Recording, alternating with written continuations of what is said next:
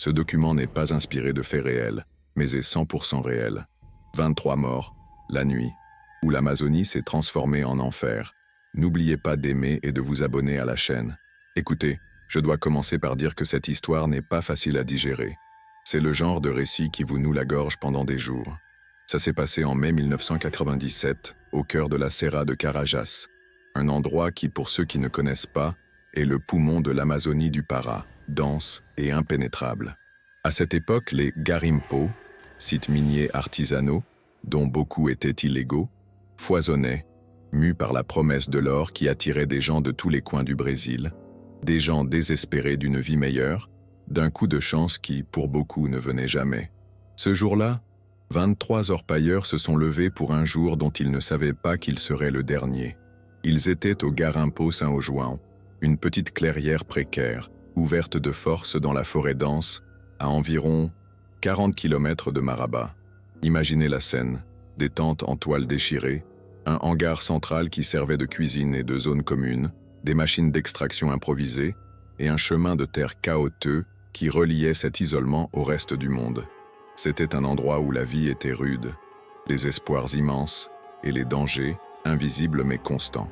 C'est l'après-midi précédent, le 15 mai, que la pièce maîtresse de ce puzzle macabre est arrivée.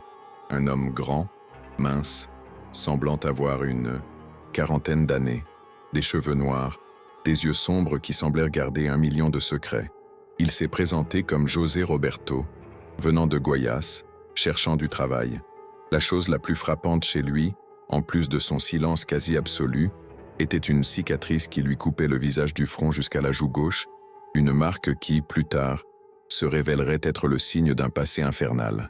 Toninho, le chef du camp, un quinquagénaire qui était dans le métier depuis environ 5 ans, lui a demandé son expérience.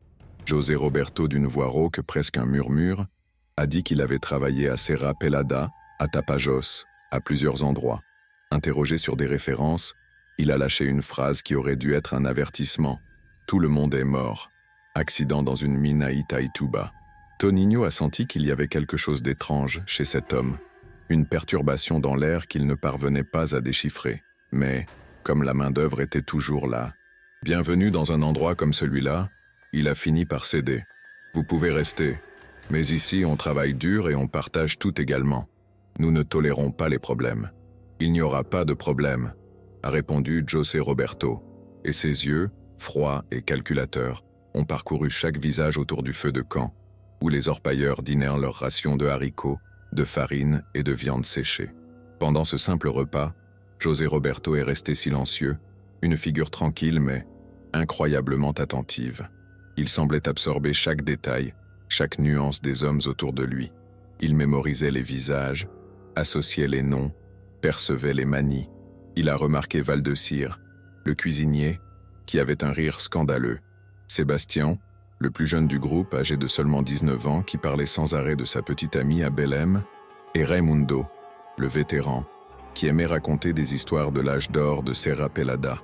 C'était comme s'il cataloguait chacun d'eux, un par un. « Vous êtes silencieux, hein, mon ami ?» a commenté Chico, un orpailleur du Minas Gerais, essayant d'engager la conversation. « Vous n'aimez pas parler ?» José Roberto, les yeux fixés sur Chico, a répondu d'un ton qui ressemblait plus à une constatation qu'à une réponse. « Je préfère écouter. On apprend davantage en écoutant. » Cette phrase, prononcée avec une naturalité effrayante, donnait la chair de poule à quiconque y prêtait vraiment attention. C'était le calme d'un prédateur, pas d'un homme. Timide, quand la nuit a finalement englouti la forêt, apportant avec elle l'obscurité dense et les sons de la vie nocturne amazonienne, les hommes se sont retirés dans leurs tentes improvisées. José Roberto a été assigné à partager son espace avec Manuel, un orpailleur d'une 60aine d'années qui ronflait bruyamment, remplissant le petit abri du son de sa respiration lourde. Mais José Roberto n'a pas fermé l'œil. Il est resté éveillé, immobile, écoutant chaque murmure de la forêt et le ronflement des hommes, son esprit travaillant sans relâche, planifiant chaque mouvement des heures à venir avec une précision chirurgicale. À 2 heures du matin, quand il a eu l'absolue certitude que le sommeil avait envahi tout le camp, José Roberto est sorti silencieusement de sa bâche. Il s'est déplacé comme une ombre vers le hangar central, le cœur du camp, où il savait que les outils de travail lourds étaient rangés. Ses mains, fermes, ont trouvé exactement ce qu'il cherchait, des haches, des machettes, des pioches et des marteaux. En cette aube du 16 mai, tandis que 23 hommes dormaient en toute confiance dans leur tente, José Roberto préparait ce qui allait entrer dans l'histoire comme le massacre le plus brutal et le plus sanglant jamais vu dans les mines d'or brésiliennes. Et la question qui planait dans l'air, pour quiconque reconstruirait un jour cette histoire, était « Qui était vraiment cet homme ? Et pourquoi a-t-il choisi ces orpailleurs pour sa terrible vengeance ?» Pour comprendre la boucherie qui était sur le point de se dérouler, il faut remonter 2 ans en arrière, à un endroit appelé Garimpo do Urubu, à environ 80 km de l'endroit où José Roberto se préparait maintenant pour sa vengeance. Là, en 1995, un homme du nom de José Roberto Silva, le vrai nom de notre bourreau, était arrivé accompagné de son jeune frère, Antonio Silva, et de son épouse, Maria das Graças. Ils venaient d'une petite ville de l'intérieur de Goiás, fuyant une sécheresse cruelle qui avait détruit leur récolte de maïs, cherchant en Amazonie la promesse d'une nouvelle vie, d'or et d'un avenir qui semblait si lointain. « Nous allons tenter notre chance avec l'or », avait dit José Roberto à Maria das Graças, plein d'espoir. « Je connais des gens qui sont devenus riches à Carraras, 2 ans de travail acharné et nous reviendrons propriétaires d'une ferme. » Maria das Graças, une femme de 35 ans, belle mais avec une trace de détermination dans le regard, ne voulait pas y aller. « J'ai peur de cette vie, José. J'ai entendu de mauvaises histoires sur les Garimpos. » Mais lui, aveuglé par la foi en l'or, a insisté. « Bêtise, femme. Nous allons tous ensemble. Antonio et moi travaillerons. Vous vous occupez du camp. Dans 2 ans, nous serons riches. » Ils étaient loin de se douter que ce serait la décision qui scellerait le destin de leur vie. Le Garimpo do Urubu, malheureusement, était un endroit dirigé par des gens de la pire espèce. Un groupe d'hommes violents, mené par un certain Valdecir Santana, connu là-bas sous le nom de Valdecir do Machado, et son surnom en disait déjà long sur son caractère, sa préférence étant de régler tout problème à coups d'outils. Parmi ces hommes, il y avait des figures comme Sebastião Sete Dedos, Raimundo Sego, qui avait perdu un œil lors d'une violente bagarre, et Chico Mineiro. Tous, sans exception, avaient un passé de violence qui traînait comme une ombre partout où ils allaient. Pendant environ 6 mois, José Roberto et Antonio ont travaillé dur et honnêtement dans la mine. Ils avaient réussi à trouver un filon d'or particulièrement riche, et la chance semblait leur sourire, ce qui, dans un endroit comme celui-là, était en soi un danger. Ils partageaient les bénéfices selon les règles établies, mais la cupidité, cette maladie qui rongeait l'âme de beaucoup là-bas, a commencé à croître chez Valdecir, proportionnellement au succès des frères. C'était comme si leur richesse attisait le pire en lui. « Vous extrayez trop d'or », a dit Valdecir un soir de décembre 1995, avec un sourire qui n'atteignait pas ses yeux. « Vous allez devoir payer une taxe supplémentaire. » José Roberto, qui ne comprenait pas, a demandé « Quelle taxe ? Nous avons déjà tout partagé comme convenu. » La réponse de Valdecir est venue chargée de cynisme et de menaces. « Taxe de protection ? Vous êtes des étrangers ici. Vous avez besoin de protection. »« Protection de qui ?» a insisté José Roberto, la voix déjà teintée de méfiance. « De moi. »« Ah » répondit Valdecir, montrant ses dents gâtées. « Des accidents arrivent dans les mines. Ce serait triste s'il vous arrivait quelque chose à vous ou à votre femme. » José Roberto a compris tout de suite. Ce n'était pas une demande. C'était une menace voilée, une extorsion éhontée. Il n'avait pas le choix. Il a commencé à payer cette fameuse taxe de protection qui, comme on pouvait s'y attendre, augmentait chaque semaine, rongeant de plus en plus les profits qui leur avaient coûté tant de sueur. À chaque paiement, le sentiment d'impuissance et de colère grandissait en lui, mais la peur de Valdecir et de ses hommes était plus grande. Ils étaient piégés là, entre les mains de gens sans scrupules, et la promesse de richesse se transformait, peu à peu, en un cauchemar. En février 1996, la situation a basculé dans un niveau d'horreur inimaginable. Valdecir, avec sa cruauté sans limite, a exigé que Maria das Graças, l'épouse de José Roberto, fournisse des services à lui et à ses hommes. La révolte a explosé chez José Roberto. « Ma femme n'est pas une prostituée », a-t-il dit, la voix contenue, mais la rage débordante. Je ne demande pas, j'ordonne, a répondu Valdecir, avec un sourire cynique. Soit elle vient de son plein gré, soit nous la prenons de force. Cette phrase a scellé le destin de la famille Silva. Cette nuit-là, désespéré, José Roberto a tenté de fuir la mine avec son épouse et son frère. Ils ont couru à travers la forêt, l'espoir de la liberté les poussant en avant, mais ils ont été capturés avant même d'atteindre la route principale. Ce qui s'est passé ensuite, là même, au Garimpo do Urubu, a marqué José Roberto à jamais, gravant dans son âme une blessure qui ne cicatriserait jamais. Ce fut un spectacle de pure barbarie qui allait transformer un homme ordinaire en un monstre mu par une soif insatiable de vengeance. Valdecir et ses hommes, dans un acte de dépravation inimaginable, ont attaché José Roberto et Antonio à 2 arbres, les forçant à regarder, tandis qu'ils violaient Maria das Graças pendant des heures. Ce tourment qui semblait interminable déchirait l'âme des 2 hommes attachés, impuissants devant cette horreur. Quand les agresseurs ont finalement cessé leur brutalité, ils lui ont tranché la gorge, là même devant les 2 frères, un spectacle qui allait sceller le destin de tous les impliqués. Maintenant, vous savez ce qui arrive à ceux qui me manquent de respect, a dit Valdecir, la voix chargée d'une cruelle satisfaction en essuyant le sang de son couteau sur sa chemise. Mais la torture n'était pas terminée. Ils ont attrapé Antonio, le jeune frère de José Roberto, âgé de seulement 22 ans, et l'ont démembré vivant à coups de hache, prolongeant son agonie pendant près d'1 heure. José Roberto a été contraint d'assister à chaque coup, à chaque cri, à chaque instant de la mort lente et atroce de son frère. Ces sons et ces images sont devenus la bande-son et le film d'horreur de sa vie. « Tu vas vivre », a dit Valdecir, et pour s'assurer que José Roberto n'oublierait jamais, il lui a fait une profonde coupure sur le visage, créant cette cicatrice qu'il porterait pour toujours. « Tu vas vivre pour te souvenir que je suis le maître de cette terre. » José Roberto a été abandonné dans la forêt, attaché au même arbre, à côté des corps mutilés de son épouse et de son frère, avec l'odeur du sang et de la mort imprégnant l'air. Ce qui a suivi a été 3 jours d'un enfer personnel, de douleurs physiques et mentales que peu d'êtres humains pourraient en supporter. 3 jours plus tard, comme par miracle, José Roberto a été retrouvé par d'autres orpailleurs.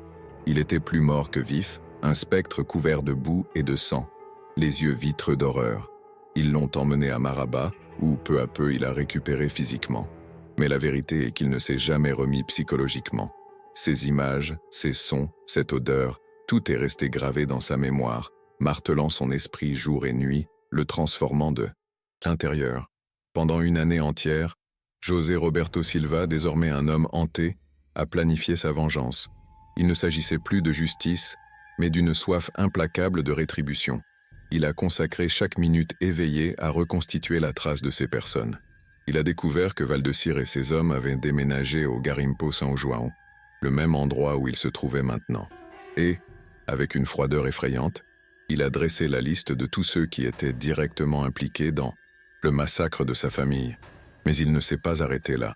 Il a également découvert que d'autres orpailleurs du site, ceux qui dormaient maintenant si près de lui, avaient assisté à tout sans bouger le petit doigt. Et c'est ainsi que, à l'aube du 16 mai 1997, José Roberto Silva s'est senti prêt à réclamer une dette de sang qui le rongeait de l'intérieur. 23 hommes dormaient au camp de São João, mais il savait que seuls 8 d'entre eux avaient participé directement à la barbarie qui avait détruit sa vie. Les 15 autres, ceux-là pérennent pour le crime de n'avoir absolument rien fait pour empêcher ce qui s'était passé. L'heure de la vérité, de sa vérité, était arrivée. À 3h30 du matin, la forêt amazonienne dormait d'un sommeil lourd, interrompu seulement par les bruits nocturnes des animaux et le ronflement étouffé des orpailleurs dans leurs tentes. José Roberto se déplaçait comme un fantôme parmi les structures précaires du camp. Chaque pas calculé, chaque mouvement répété mentalement pendant des mois d'angoisse. Sa première victime serait, bien sûr, Valdecir Santana, l'homme qui avait ordonné le massacre de sa famille, le grand artisan de sa douleur. Valdecir dormait dans la tente la plus éloignée, tout près de l'entrée du camp. C'était une position stratégique qu'il utilisait pour contrôler qui entrait et sortait, une précaution qui, cette fois, ne le sauverait pas. José Roberto s'est approché de la bâche de Valdecir, portant une hache à lame, large et fraîchement aiguisée. Ses mains ne tremblaient pas, son cœur battait calmement. Il n'y avait pas de nervosité, juste la froideur calculatrice d'un homme qui avait planifié chaque détail de ce moment pendant exactement 365 jours. Valdecir dormait à plat ventre, complètement inconscient de la terreur qui approchait. À 45 ans, la réputation de sa violence l'avait rendu négligent, confiant que personne n'oserait jamais le poursuivre pour des crimes passés. Il n'imaginait pas qu'un homme puisse nourrir une haine aussi profonde pendant si longtemps.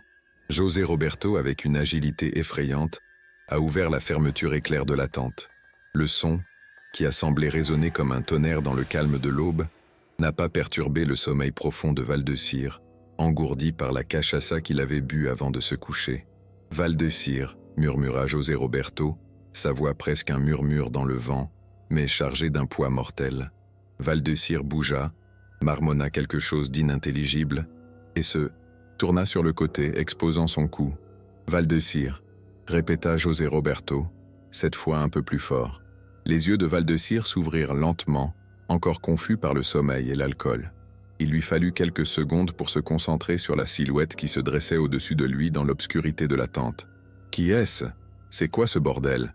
demanda Valdecir, la voix pâteuse, essayant toujours de comprendre ce qui se passait. « Tu ne te souviens pas de moi, n'est-ce pas ?» dit José Roberto. Et il y avait une froideur mortelle, un calme terrifiant dans sa voix. « Garimpo de Urubu, décembre 1995.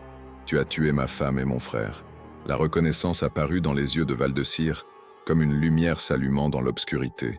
La peur, une peur viscérale, vint immédiatement après, déformant ses traits. « Patin, José Roberto, mec, c'était il y a longtemps. On n'a pas besoin d'avoir des problèmes.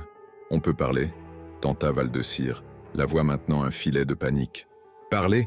répéta José Roberto, levant la hache, la lame brillant dans la faible lumière. « Tu as parlé à ma femme avant de la tuer ? Tu as parlé à mon frère avant de le démembrer ?» La terreur envahit Valdecir. « Attends, mec, attends. Ça ne servira à rien. Ça me servira à moi. » La phrase de José Roberto fut le dernier son que Valdecir entendit. Le premier coup de hache a frappé le cou de Valdecir, mais, dans la fureur de José Roberto, ne l'a pas tué instantanément. Le deuxième coup a brisé sa clavicule. Et le troisième lui a ouvert la poitrine. Valdecir a essayé de crier, mais seul un gargouillis est sorti de sa gorge coupée, un son étouffé de douleur et de désespoir. José Roberto n'a pas arrêté. Coup après coup, il a déchiqueté le corps de Valdecir, chaque coup de hache chargé de la douleur accumulée de 2 années de souffrance. Ce n'était pas seulement une vengeance, c'était un rituel macabre, une manière d'essayer d'expulser l'angoisse qui le consumait depuis cette nuit terrible au Garimpo do Urubu. Quand il eut terminé, ce qui restait de Valdecir n'était plus reconnaissable. Son corps s'était transformé en une masse sanglante de chair et d'os brisés. José Roberto respirait lourdement, couvert du sang de sa première victime, mais ses yeux, vides d'émotion, cherchaient déjà la tente suivante. Sébastien aux 7 doigts, le deuxième nom sur sa liste, dormait à seulement 20 mètres, complètement inconscient de l'enfer qui s'était installé là. José Roberto a essuyé la hache sur la bâche de la tente de Valdecir et s'est dirigé silencieusement vers la prochaine victime. Il ne ressentait ni remords, ni satisfaction, seulement la nécessité impérieuse de continuer jusqu'à ce que tous les responsables paient pour ce qu'ils avaient fait. L'aube ne faisait que commencer et l'odeur du sang imprégnait déjà l'air de la forêt. José Roberto s'approcha de la tente de Sébastien aux 7 doigts avec la même froideur calculatrice qu'il avait employée avec Valdecir. Sébastien était le deuxième sur sa liste, l'homme qui avait tenu Maria das Graças pendant que les autres la violentaient. Il dormait profondément, épuisé par le dur labeur de la veille. À 35 ans, il était considéré comme le bras droit de Valdecir, connu pour sa cruauté et le plaisir qu'il prenait à torturer ses victimes. Il avait perdu 2 doigts de la main gauche lors d'une bagarre au couteau des années auparavant, d'où son surnom, qui allait maintenant devenir une cruelle ironie. Cette fois, José Roberto a choisi une approche différente. Il a pris une corde qu'il avait trouvée dans le hangar central et a attaché silencieusement les poignets de Sébastien à la structure en bois de la tente. Ce n'est qu'alors qu'il l'a réveillé. « Sébastien » murmura-t-il, touchant le visage de l'homme avec la lame froide de la hache. Sébastien ouvrit les yeux et tenta de bouger, mais découvrit qu'il était ligoté. Une panique immédiate s'empara de lui lorsqu'il vit José Roberto accroupi à ses côtés, la hache, brillant dans la faible lumière de l'aube. « C'est quoi ce bordel, mec ? Lâche-moi » tenta de crier Sébastien, mais José Roberto lui couvrit la bouche de sa main, étouffant le son. « Tu as crié quand ils ont violé ma femme » dit José Roberto, sa voix un murmure mortel. « Tu as crié de plaisir quand elle suppliait d'arrêter » La reconnaissance, suivie immédiatement par la terreur la plus pure, apparut dans les yeux de Sébastien. Il tenta de parler, mais José Roberto maintenait sa main fermement sur sa bouche, empêchant tout son. « Maintenant, tu vas ressentir ce qu'elle a ressenti », continua José Roberto, sa voix vide de toute émotion. « Tu vas mourir lentement, comme elle est morte. » Ce qui a suivi fut une torture méticuleuse, un spectacle de cruauté calculée. José Roberto a commencé par les doigts, qui restaient à la main gauche de Sébastien, les coupant un par un avec des coups précis de la hache. Puis, il est passé aux doigts de la main droite. Sébastien se débattait désespérément, son corps se tordant d'agonie. Mais les cordes étaient solides, et les nœuds, bien faits, le retenaient sans aucune chance de s'échapper. « Tu te souviens de ce que tu as fait à mon frère ?» demanda José Roberto, travaillant maintenant sur les pieds de Sébastien, commençant à couper ses doigts aussi. L'agonie de Sébastien dura 20 minutes, quand José Roberto porta finalement le coup fatal, tranchant la gorge de l'homme. La tente était trempée de sang, mais, incroyablement, personne, dans le camp, ne s'était réveillé. José Roberto nettoya de nouveau la hache et se dirigea vers la tente suivante. Raimundo le borgne serait le troisième. Raimundo dormait seul dans une petite tente, près du centre du camp. À 50 ans, il était le plus expérimenté des hommes de main de Val-de-Cire. Un homme qui avait passé 20 ans dans les mines de la région, commettant toutes sortes de crimes. Il avait perdu son œil gauche lors d'une bagarre, mais cela ne diminuait en rien son efficacité en tant qu'assassin. Pour José Roberto, Raimundo ne méritait pas une mort lente. Il avait participé à la torture d'Antonio, même s'il n'avait pas touché Maria das Graças. Sa mort serait rapide, mais non moins brutale. Un seul coup de hache à la tête suffit à tuer Raimundo instantanément. L'impact fut si violent qu'il brisa le crâne en deux, répandant du sang et de la matière cérébrale dans toute la tente.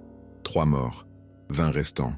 José Roberto regarda la montre qu'il avait prise au poignet de Val-de-Cire. 4h45 du matin. Il avait encore du temps avant l'aube, avant que quelqu'un ne se réveille pour travailler, mais il savait qu'il ne pouvait pas continuer à tuer un par un. Quelqu'un finirait par se réveiller, et il perdrait l'avantage de la surprise. C'est alors qu'une idée sombre mais brillante lui vint à l'esprit. Il se souvint des bidons de carburant qui étaient stockés près des machines d'extraction. Du carburant qui pourrait être utilisé pour quelque chose de bien plus dévastateur que de faire fonctionner l'équipement. José Roberto se dirigea silencieusement vers le dépôt. Il y trouva 3 bidons de 20 litres chacun, presque pleins.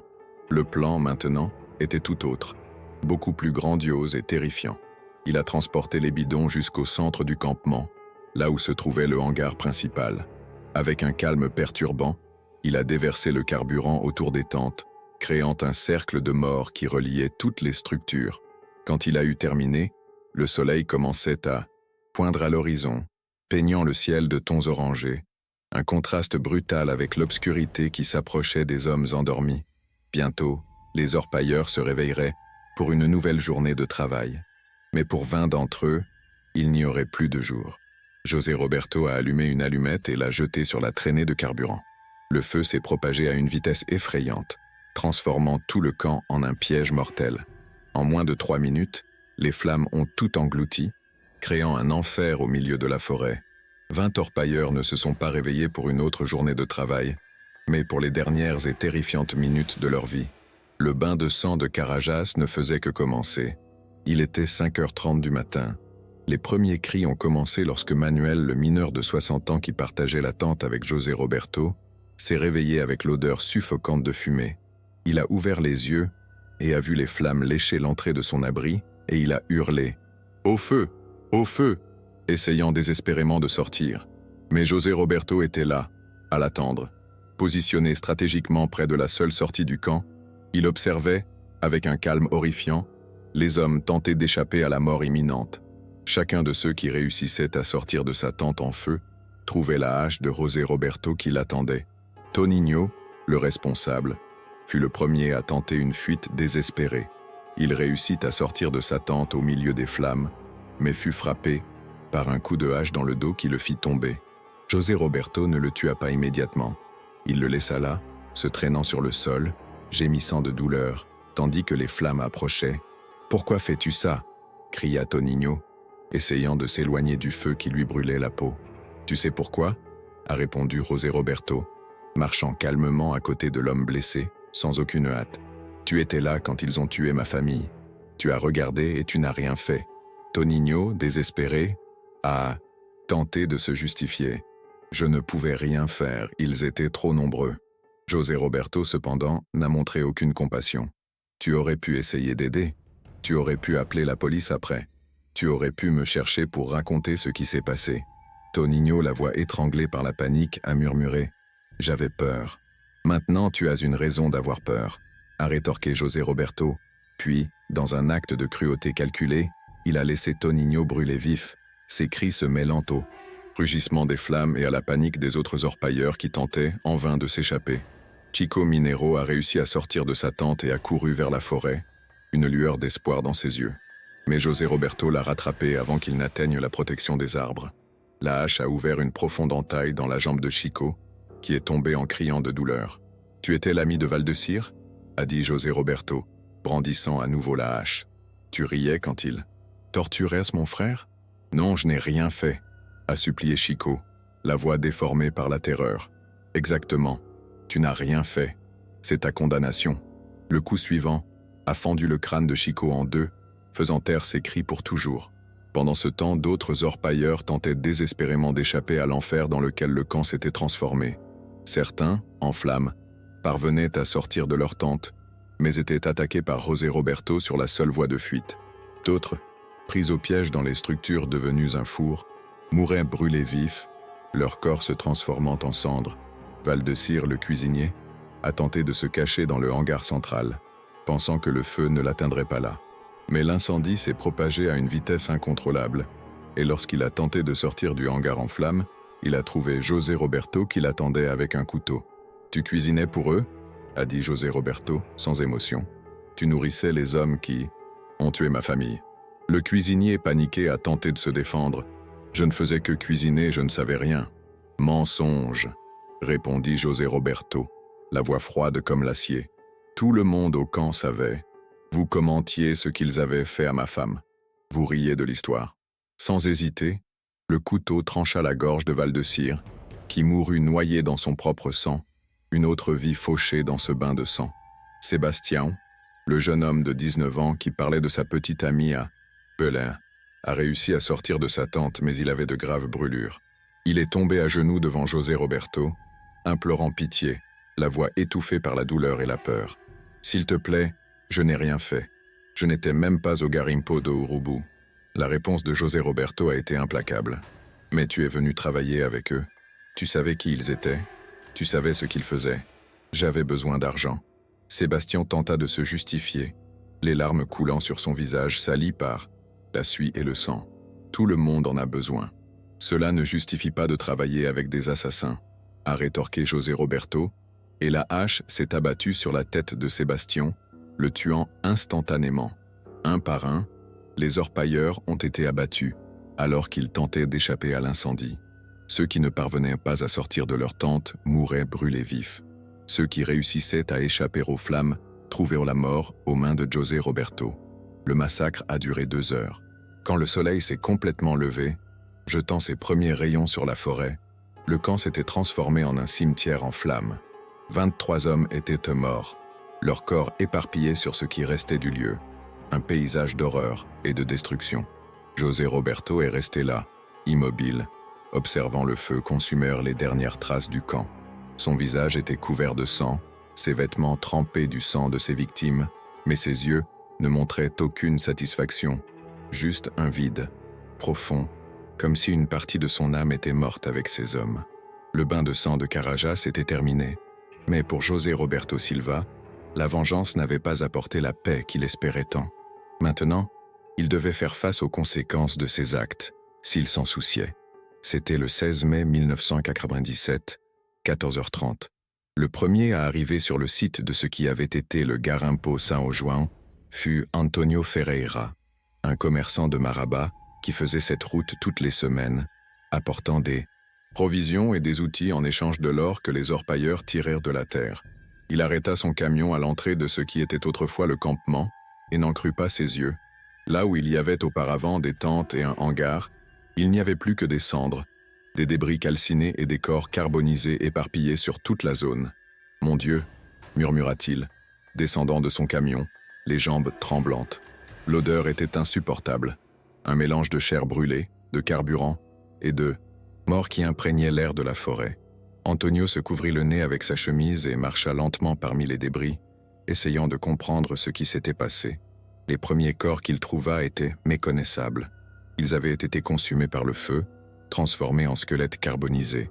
Mais à mesure qu'il s'éloignait du centre de l'incendie, il commença à trouver des corps qui n'avaient pas seulement été brûlés, des corps qui présentaient des blessures brutales à la hache et à la machette. Ce n'était pas un accident, se dit-il, la voix tremblante d'horreur. C'était un massacre. Antonio a compté 23 corps éparpillés dans la zone, certains brûlés, d'autres démembrés, tous tués de manière extrêmement violente. Il n'avait jamais rien vu de tel en 45 ans de vie. Les mains tremblantes, il a pris son téléphone portable, un appareil grand et lourd pour l'époque, et a appelé la police de Maraba. « Allô, police. Je m'appelle Antonio Ferreira, je suis commerçant. J'ai trouvé un massacre ici au Garimpo. 23 hommes morts. Pour l'amour de Dieu, venez vite. » La nouvelle du massacre s'est rapidement répandue dans la région. En moins de 2 heures, le site était envahi par des policiers civils et militaires, des pompiers, des experts et, bien sûr, des journalistes. Jamais rien d'aussi ample et brutal ne s'était produit dans la région. Le délégué Marcos Ribeiro, responsable de l'enquête, examinait les corps avec un mélange d'horreur et de fascination professionnelle. « En 25 ans de police, je n'ai jamais vu une telle brutalité », a-t-il dit à ses subordonnés. Celui qui a fait ça n'était pas seulement un assassin, c'était quelqu'un mu par une haine profonde. L'expert criminaliste, João Batista, commença à examiner les corps, essayant de déterminer la cause et la manière dont chacun était mort. « Délégué, ici nous avons différents types de blessures, » informa-t-il. Certains ont été brûlés vifs, d'autres ont été tués à la hache avant. L'incendie est certain. Certains ont été torturés avant de mourir. « Torturés ?» demanda le délégué, la voix pleine d'incrédulité. « Oui, celui-ci par exemple. » João Batista désigna le corps de Sébastien 7 doigts. Il a eu tous les doigts coupés avant de mourir. Ce fut une mort lente et délibérée. Le délégué examinait maintenant le corps de Valdecir Santana, qui avait été retrouvé dans sa tente, méconnaissable. Celui-ci a été brutalement battu. Plusieurs coups de hache, bien au-delà d'eux. Ce qui était nécessaire pour tuer, observa-t-il. On dirait une vengeance, commenta João Batista, une conclusion qui devenait de plus en plus évidente. Quelqu'un qui connaissait ces personnes et qui avait des raisons personnelles de les tuer. Tandis que les experts travaillaient sans relâche sur la scène du crime, les journalistes affluaient en masse. La nouvelle du massacre se propagea rapidement, atteignant les principaux journaux du pays. « Bain de sang en Amazonie », titra le journal O. Globo le lendemain en lettres capitales. 23 orpailleurs morts dans un massacre brutal, annonça la Folha de São Paulo. L'enquête initiale confirma ce que les preuves criaient déjà. L'incendie avait été provoqué intentionnellement. Des traces de carburant furent trouvées éparpillées dans tout le campement, indiquant que quelqu'un avait planifié de transformer l'endroit en un piège mortel. Ce n'était pas un crime passionnel, déclara le délégué Marcos Ribeiro à la presse, avec la gravité que la situation exigeait. Ce fut un massacre planifié et exécuté avec froideur. Nous recherchons un assassin extrêmement dangereux. La police, alors, commença à plonger dans le passé des victimes, cherchant un dénominateur commun qui pourrait indiquer le motif derrière tant de barbarie. Et c'est là que la première grande piste apparut. Ils ont découvert que 8 des morts avaient travaillé ensemble au Garimpo do Urubu, 2 ans auparavant, en 1995. « Nous avons une piste », a dit le délégué à son équipe, avec une pointe d'espoir dans la voix. 8 de ces victimes ont travaillé au même endroit. Nous allons enquêter sur ce qui s'est passé au Garimpo do Urubu. Ils étaient loin de se douter que cette petite coïncidence était la pointe d'un iceberg de douleur et de violence. La clé pour démêler ce qui avait vraiment motivé cette boucherie. Tandis que la police examinait les corps au Garimpo São João, José Roberto Silva marchait à travers la forêt amazonienne, laissant derrière lui une traînée de mort et de destruction. Sa vengeance était accomplie, croyait-il. Mais son voyage était loin d'être terminé. Il avait disparu dans la forêt dense avant même que les premiers secours n'atteignent le campement. Il connaissait bien la région, ayant passé des mois à étudier les sentiers et les chemins qui pourraient le mener loin du lieu du massacre, comme un fantôme dans la nuit. Il a marché pendant 6 heures d'affilée, sans s'arrêter, traversant des ruisseaux et se frayant un chemin à travers la forêt dense et humide. Ses vêtements étaient trempés de sang, ses mains tremblaient encore sous l'adrénaline de la violence qu'il avait commise, mais, étrangement, son esprit était calme, presque vide. À 11 heures du matin, il a finalement atteint une route secondaire, une de celles qui relient de petits villages oubliés de la région. Il a arrêté un camionneur qui transportait de l'açaï, un homme simple qui n'avait aucune idée du monstre qui se tenait devant lui. « J'ai besoin d'un lift jusqu'à Maraba », dit-il, essayant de dissimuler les taches de sang sur sa chemise, bien que ce fût presque impossible. « Qu'est-ce qui vous est arrivé, mon ami ? On dirait que vous sortez d'une boucherie », commenta le camionneur, un homme corpulent d'âge moyen, la voix chargée de curiosité et d'un peu de dégoût. José Roberto, d'une voix rauque, inventa « Accident à la mine. La machine a explosé. J'étais couvert de pétrole et de sang. » Le camionneur, sans se douter de la véritable histoire, dit simplement « Montez, je vous déposerai en ville. » Pendant le voyage, José Roberto est resté silencieux, observant le paysage amazonien défiler par la fenêtre du camion. Il ne ressentait aucun remords pour ce qu'il avait fait. Il n'y avait pas de place pour cela dans son âme brisée. 23 hommes étaient morts, oui, mais sa femme et son frère étaient morts aussi. La vengeance, il s'en rendait compte maintenant, n'avait ressuscité personne. À Maraba, José Roberto est allé directement à la gare routière, a acheté un billet pour Goiânia, en utilisant de faux papiers qu'il avait procurés des mois auparavant, avec une anticipation presque psychopathique. À 15 heures, il était à bord d'un bus, laissant le para derrière lui, convaincu que la forêt et le temps effaceraient ses traces. Pendant ce temps, l'enquête de la police commençait à révéler des détails troublants sur le passé des victimes. Le délégué Marcos Ribeiro et son équipe, en fouillant la vie de ces hommes, ont découvert que 8 des morts avaient en fait participé à un massacre au Garimpo de Urubu en 1996. La pièce manquante du puzzle était en train de s'assembler. « Nous avons trouvé le motif », a dit le délégué à son équipe, la voix chargée de gravité. « Ces hommes ont tué toute une famille au Garimpo de Urubu. Quelqu'un est venu se venger. » L'enquête a révélé les noms des victimes du premier massacre: José Roberto Silva, son épouse Maria das Graças et son frère Antonio Silva. Maria das Graças avait été violée et tuée. Antonio avait été torturé et démembré.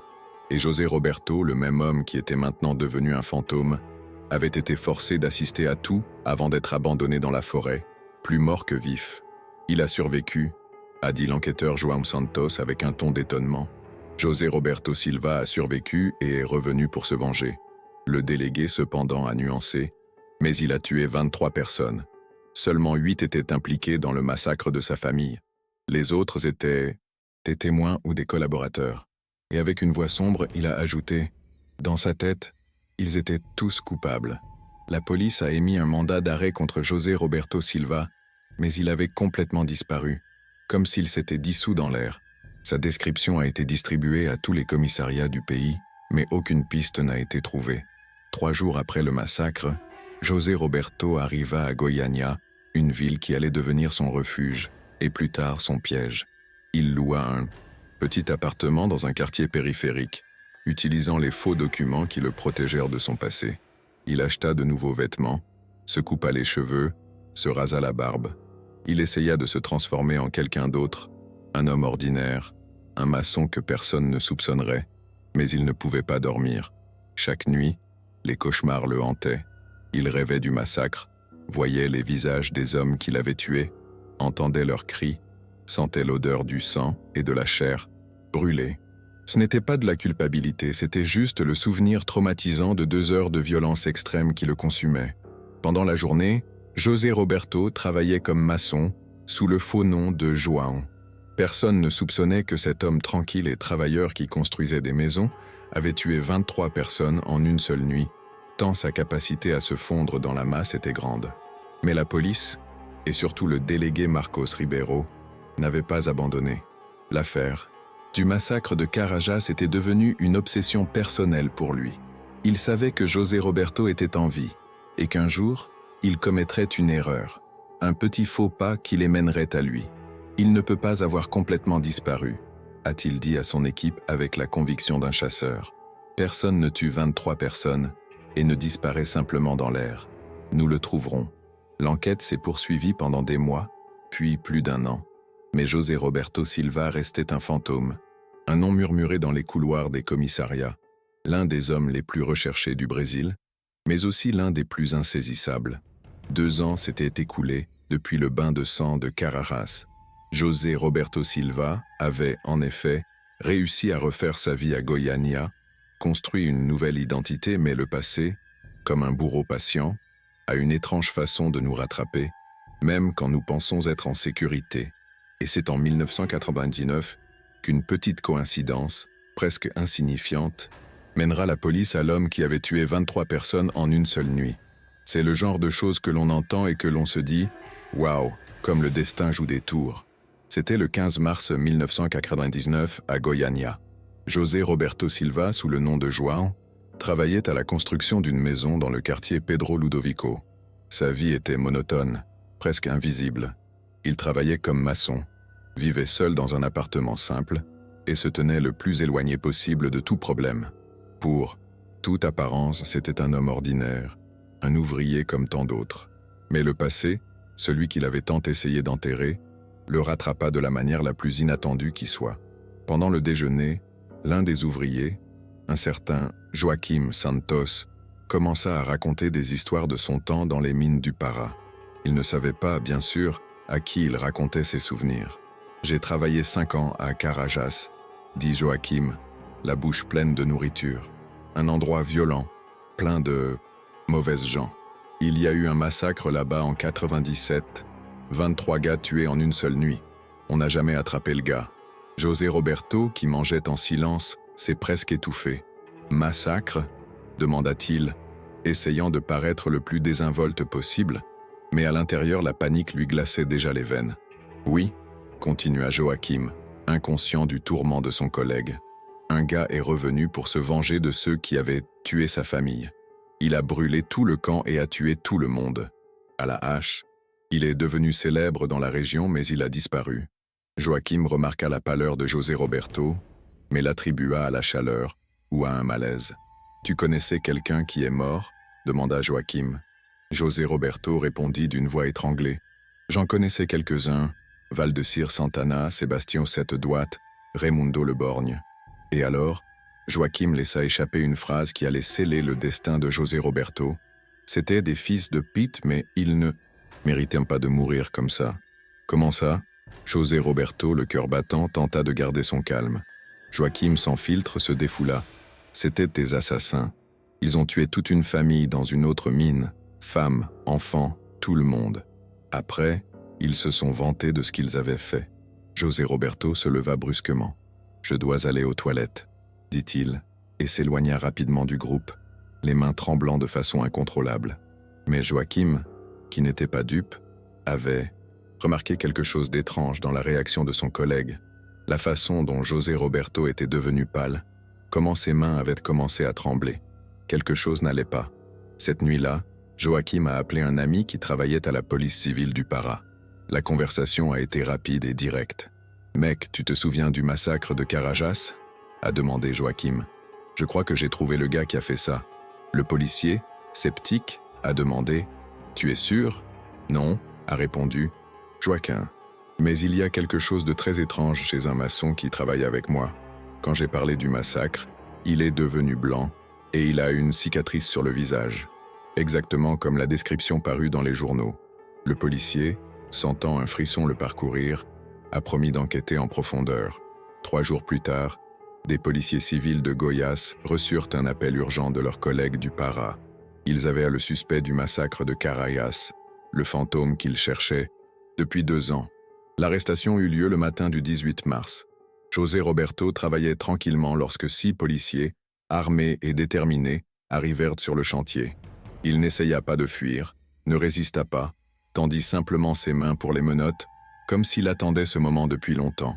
José Roberto Silva Vous êtes arrêté pour le massacre de 23 personnes au Garimpo São João, dit le délégué. Je sais, répondit José Roberto, la voix rauque, presque un murmure. J'attendais que vous veniez. Pendant l'interrogatoire, José Roberto a tout avoué, sans détour, sans émotion apparente. Il a détaillé comment il avait planifié sa vengeance, chaque pas, chaque mouvement, comment il avait tué chacune des victimes, comment il avait incendié le campement. Il a parlé sans montrer de remords, mais aussi sans montrer de fierté. Le délégué, essayant de comprendre l'esprit de cet homme, a demandé « Pourquoi avez-vous tué les 15 autres ?» Ils n'avaient pas participé directement au massacre de votre famille. La réponse de José Roberto fut empreinte d'une logique tordue et implacable. Ils savaient et n'ont rien fait. Certains ont ri quand ils ont raconté ce qu'ils avaient fait à ma femme. D'autres ont simplement fermé les yeux. Ils étaient tous coupables. Le délégué, cherchant encore une once d'humanité, a demandé « Ne pensez-vous pas que vous avez exagéré ?» José Roberto, les yeux fixes, sans ciller, a répondu « J'ai exagéré ? Ils ont violé ma femme. Devant moi, ils ont coupé mon frère en morceaux pendant que je regardais. Vous pensez que j'ai exagéré ?» La question a résonné dans la salle d'interrogatoire, chargée d'une douleur indicible. Le procès de José Roberto Silva a eu lieu en 2000. Il a été condamné à 460 ans de prison pour 23 homicides qualifiés. Il n'a jamais regretté ce qu'il a fait, n'a jamais demandé pardon aux familles des victimes, restant dans son propre enfer personnel. L'histoire de José Roberto et le bain de sang de Caraja soulève des questions troublantes sur la justice, la vengeance et la nature de la violence humaine. José Roberto a bien été victime d'un crime horrible, d'une cruauté sans limite, mais sa réponse a été disproportionnellement brutale. Il a tué des innocents aux côtés des coupables, a détruit des familles de la même manière que la sienne avait été détruite. Il n'y a pas de héros dans cette histoire, seulement des victimes et des bourreaux dans un cycle de violence qui a coûté 26 vies, Maria das Graças, Antonio Silva et les 23 orpailleurs, et en a ruiné bien d'autres. Le Garimpo São João n'a jamais été reconstruit. La forêt, implacable, a repris le terrain, et aujourd'hui, seules les cendres enfouies dans le sol rappellent ce qui s'est passé en cette aube de mai 1997. La leçon, s'il y en a une, est que la violence n'engendre que plus de violence, que la vengeance ne ramène pas les morts, ne guérit pas les blessures, ne restaure pas la paix. Elle ne fait que créer de nouveaux morts, de nouvelles blessures, une nouvelle douleur. Le bain de sang de Carajas demeure un sombre rappel de jusqu'où la douleur humaine peut mener un homme, et de comment la soif de vengeance peut transformer une victime en un monstre.